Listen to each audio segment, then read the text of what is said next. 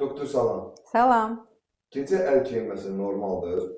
Xeyr, bu karpal tunel sindromu ola bilər. Gecə əl niyə keyir? Gecə çox vaxt fərqində olmadan bilək bükülü qalır. Bu da karpal tuneldə təzyiqi yüksəldir, median sinir sıxılır və beləliklə əl keyiyir. Karpal tunel sindromunda xəstənin şikayətləri gündüz də ola bilər. Bəli, getdikcə əldə ağrı və keymə gündüzlər də xəstəni narahat edir. Əlin ilk 3 barmağı, baş barmaq, şəhadət barmaq və orta barmaq daha çox keyiyir.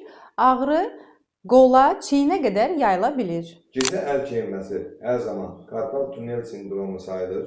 Hər gecə əl keyməsi karpal tunel sindromu demək deyil.